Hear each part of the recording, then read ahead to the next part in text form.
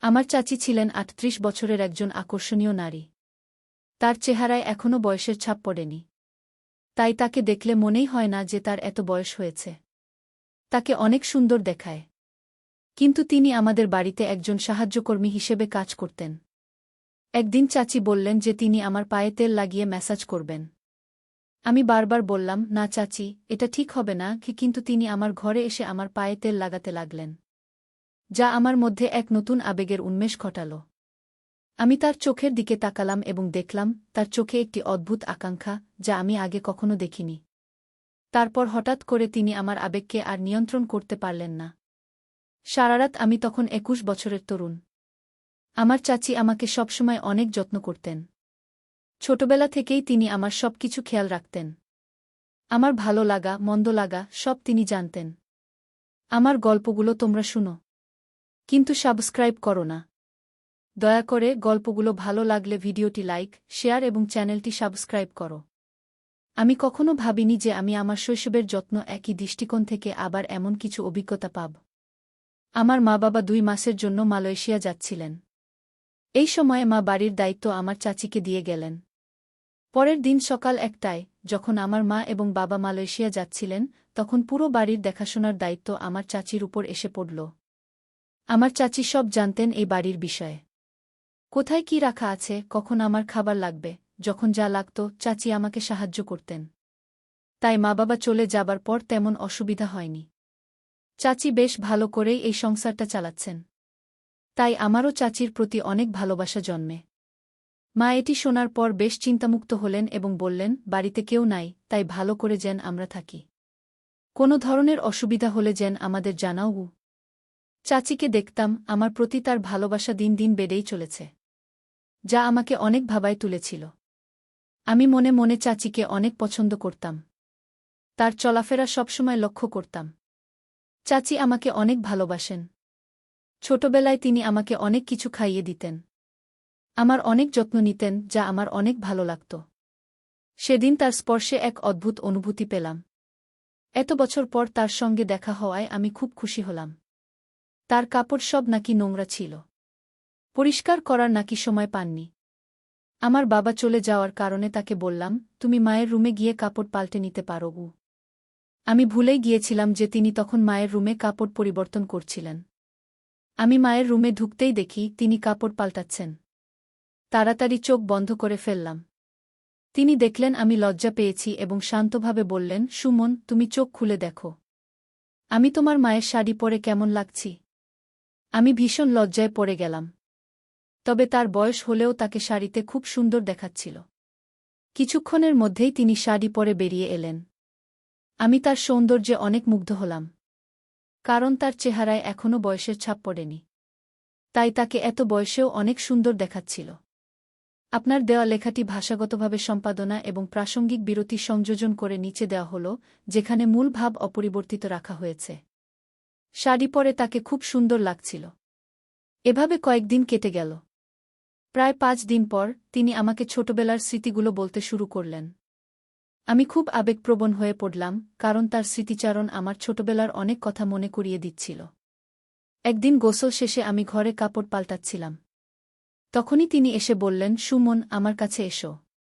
আজ আমি তোমাকে একটি আরামদায়ক মালিশ করে দেব। এমন কথা শুনে আমি খুব অবাক হয়ে গেলাম। আমি বললাম, না চাচি, আমি নিজেই করব। আমি একটু লজ্জা পাই অন্যদের সাহায্য নিতে। এরপর আমি তাকে অনুরোধ করলাম মালিশের চিন্তা বাদ দিয়ে রান্নাঘরে গিয়ে দেখি কি নাস্তা বানানো যায়। আমার বারবার অস্বীকার সত্ত্বেও তিনি আমাকে সহায়তা করতে জোর করলেন। আমি মনে মনে ঠিক করেছিলাম যে যতই তিনি জোরাজুরি করুন না কেন, আমি তাকে মালিশ করতে দেব না। কারণ এখন আমি বড় হয়েছি। আমাদের কিছু সীমার মধ্যে থাকা দরকার, আর আমি অনেক লজ্জা পাই। আমি চাচির দিকে মনোযোগ দিয়ে দেখলাম। তিনি তখন সেখানে বসেছিলেন এবং বললেন, তুমি আমার হাতে মালিশ করাতে দিলা না, কিন্তু আমাকে জামা পরতে দাও। আমি চুপচাপ মাথা নিচু করে তার সামনে দাঁড়িয়ে রইলাম। তিনি আমাকে আমার পোশাক দিলেন। তারপর তিনি আমাকে কাপড় পরাতে শুরু করলেন। সেই সময় আমার চাচিকে দেখে আমার মনে অনেক রকম চিন্তা আসতে লাগল। কিন্তু চাচি আমার পরিবারের একজন সদস্যের মতো। তাই আমি তাকে নিয়ে কোনো খারাপ চিন্তা করতে পারিনি। একদিন আমি চাচিকে বলেছিলাম যে তিনি যেন এই বাড়িটিকে তার নিজের মনে করেন। এরপর তিনি এই বাড়িতে এমনভাবে থাকতে শুরু করলেন যেন এটি তার নিজের বাড়ি। একদিন আমি বন্ধুদের সাথে একটি পার্টিতে যাচ্ছিলাম। চাচি আমাকে জিজ্ঞেস করলেন, তুমি কোথায় যাচ্ছ? আমি বললাম, আমি একটি পার্টিতে যাচ্ছি গু। তখন তিনি বললেন, আর তুমি একা একা পার্টিতে যাচ্ছ? মাঝে মাঝে তোমার এই গরিব চাচিকে নিয়ে বাইরে একটু ঘুরতে নিয়ে যেও। একা একা আমি বাড়িতে কি করব? আমারও তো ইচ্ছা হয় বাইরে যাওয়ার। আমি তাকে বললাম, ঠিক আছে, আমি তোমাকে বাইরে নিয়ে যাব। তবে তোমাকে ভালো পোশাক পরতে হবে এবং ভারতীয় মহিলার মতো পোশাক পরতে হবে।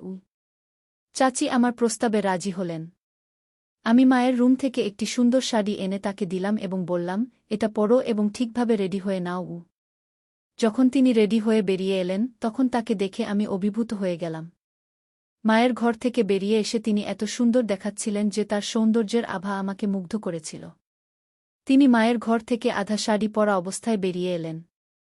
সাজগোজে তাকে একেবারে মডেলের মতো লাগছিল। তাকে দেখে আমি চোখ নামিয়ে নিলাম। তিনি বাইরে বের হওয়ার সময় দরজার সাথে ধাক্কা খেয়ে আমার উপরে পড়ে গেলেন। আমি কিছুটা লজ্জা পেলাম এবং তাকে সরানোর চেষ্টা করলাম। কিন্তু তিনি তখনও ছিলেন। আমি হঠাৎ অনুভব করলাম যে আমাকে সামলে উঠতে হবে এবং তাকে ধীরে ধীরে সরে যেতে বললাম। তারপর তিনি সরে গেলেন। তার স্যান্ডেল খুলে রেখে আমি মায়ের একটি সাধারণ স্যান্ডেল দিলাম। আমরা দুজনে গাড়ি করে পার্টিতে যাচ্ছিলাম। পার্টিতে গিয়ে আমার বন্ধুরা তাকে দেখে ভাবল, তিনি আমার বান্ধবী, মানে আমার গার্লফ্রেন্ড। চাচি সেই ভুল ভাঙানোর পরিবর্তে সবার সামনে বললেন, তিনি আমার বন্ধু। পরে পার্টি শেষে আমি তাকে জিজ্ঞেস করলাম, তুমি কেন এমন করেছিলে? তিনি হেসে বললেন, তোমার বন্ধুরা যখন ভাবল আমি তোমার বান্ধবী, তখন তোমার মুখে যে বিস্ময় ছিল তা দেখতে চেয়েছিলাম। তাই আমি বলেছি আমি তোমার বন্ধু। যদি এতে কোনো অসুবিধা হয় তবে আমি দুঃখিত। আমি বললাম, দুঃখিত বলার কিছু নেই। তুমি যা করেছ সেটাই ঠিক ছিল। তিনি বললেন, আমি তোমাকে ছোটবেলা থেকেই চিনি। তাই তোমার চিন্তাগুলো বুঝতে পারি গে।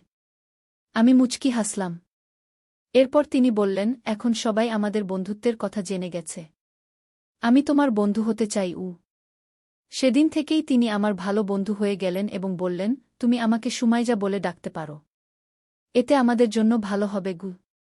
তিনি একজন মহিলা, তাই প্রথমে তাকে সুমাইজা বলে ডাকতে কিছুটা লজ্জা পেলাম। তবে তার নাম বলার পর তিনি খুব এক অদ্ভুত প্রতিক্রিয়া দিলেন, যেন লজ্জাবোধ করছিলেন। পরে আমরা ক্লান্ত হয়ে ঘরে ফিরে গেলাম। পরের দিন সকালে আমি কলেজে যাওয়ার আগে কোনো শার্ট পরব তা নিয়ে বিভ্রান্ত ছিলাম। যখন মাকে ফোনে দিতে যাচ্ছিলাম তখন সুমাইজা চাচি আমার ঘরে এসে বললেন, কোনো শার্ট পরতে হবে তা নিয়ে চিন্তা করছ? তোমার চাচি যখন বাসায় আছে তখন তোমার পছন্দের ব্যাপারে আমাকে জিজ্ঞেস করতে পারো। আমার রুচি খারাপ নয় গু। এরপর তিনি আমার পছন্দের একটি শার্ট দিলেন এবং আমি তা পরে কলেজে রওনা দিলাম। বিকেলে তিনি বললেন, তুমি খুব ক্লান্ত লাগছ।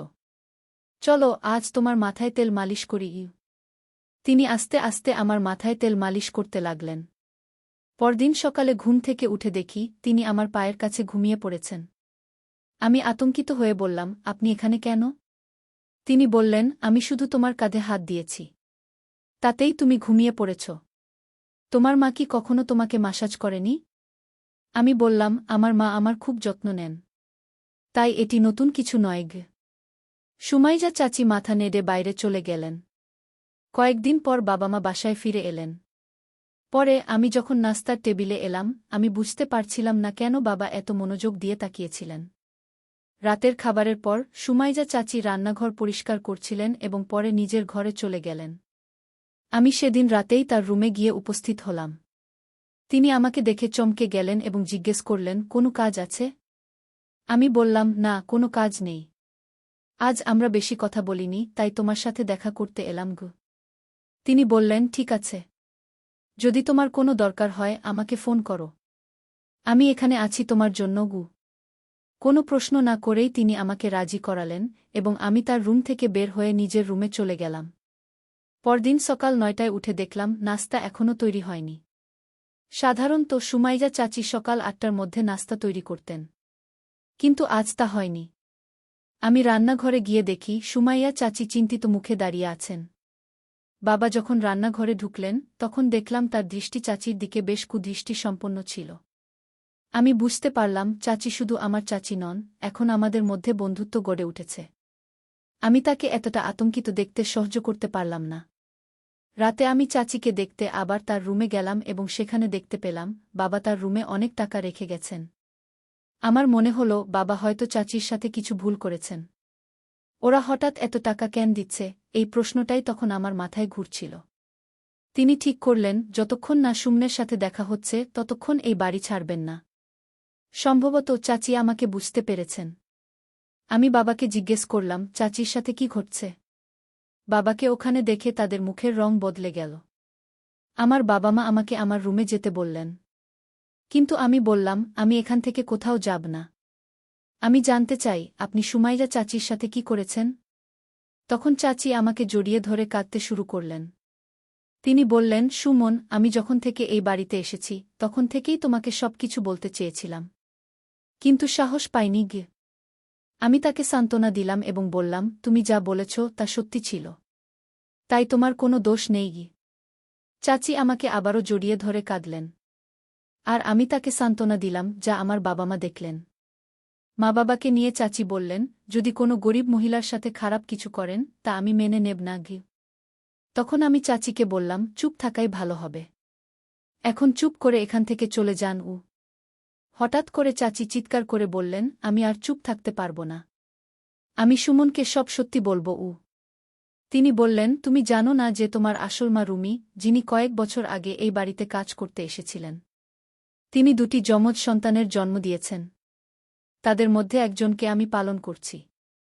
তুমি যদি আমাকে তোমার চাচি হিসেবে মেনে নিতে চাও তবে আমি তোমাকে সব বলব গু। আমি হতবাক হয়ে বললাম, এরা আমার মা বাবা নয়? তুমি তাদের সত্যি বলবে? চাচি বললেন, আমি জানি তুমি আমাকে হারাতে চাও না, কারণ আমি তোমাকে ভালোবাসা ও যত্ন দিয়েছি। আমি পুলিশের কাছে গিয়েছিলাম, কিন্তু তোমার জনজ ভাইয়ের কারণে কিছু করতে পারিনি গিয়ে। আমি তাকে বললাম, তুমি সব সত্যি বলেছ, কিন্তু আমার কোনো কষ্ট হয় না, কারণ আমার বাবা মা আমাকে খুব ভালোবাসেন। চাচি বললেন, কয়েক বছর আগে তোমার মা মারা গেছেন, তাই তোমার বড় ভাইকে টাকা দেয়া হয়নি। সে সঠিক মূল্য পায়নি। অবস্থা খুবই খারাপ ছিল। নানা জায়গা থেকে চুরি করে টাকা উপার্জন করতেন। সেই সময় তিনি আমার বাবা মায়ের কাছ থেকেও কিছু টাকা চুরি করেছিলেন। তিনি একবার আমার বাবা মায়ের কাছে লক্ষ টাকা চেয়েছিলেন, কিন্তু বাবা মা এত বড় অঙ্কের টাকা দিতে অস্বীকার করেছিলেন। তখন তিনি কিছু টাকা নিয়ে আমাদের বাড়ি থেকে চলে যেতে বাধ্য হন। তিনি আমার বিশ্বাস অর্জনের অনেক চেষ্টা করেছিলেন, কিন্তু তার সত্য প্রকাশ পাওয়ার পর তার প্রতি আমার সমস্ত ভালোবাসা এক ঝটকায় হারিয়ে যায়। কয়েক বছর আগে আমার বাবা মা সুমাইজা চাচিকে আমাকে দত্তক নেওয়ার জন্য টাকা দিয়েছিলেন, কিন্তু তিনি সেই টাকা সঠিকভাবে ব্যবহার করতে পারেননি এবং আমার বড় ভাইকেও সঠিকভাবে লালনপালন করতে ব্যর্থ হন। যদি তিনি তার সময় এবং অর্থের মূল্য বুঝতেন তাহলে আজ তিনি বেঁচে থাকতেন এবং নিজের পথে সফলতা অর্জন করতেন। কিন্তু চাচি তাকে ভালো মূল্যবোধ বা শিক্ষা দেননি। তাই আজ তিনি মিথ্যার আশ্রয়ে জীবনযাপন করছেন। টাকার চেয়ে সঠিক মূল্যবোধ ও শিক্ষার গুরুত্ব অনেক বেশি। আপনি টাকা দিয়ে ভালো পোশাক কিনতে পারেন, কিন্তু ভালো মূল্যবোধ কিনতে পারেন না। কিছু সময়ের জন্য সুখ পাওয়া যায়, কিন্তু একসময় এসে বুঝতে হয় যে মিথ্যার আজও দীর্ঘস্থায়ী হয় না। গল্পটা কেমন লাগলো জানাতে ভুলবেন না। আরও মজার মজার রোমান্টিক গল্প শুনতে চাইলে ভিডিওটি লাইক, শেয়ার এবং চ্যানেলটি সাবস্ক্রাইব করতে এবং বেল আইকনটি ক্লিক করতে ভুলবেন না। ধন্যবাদ।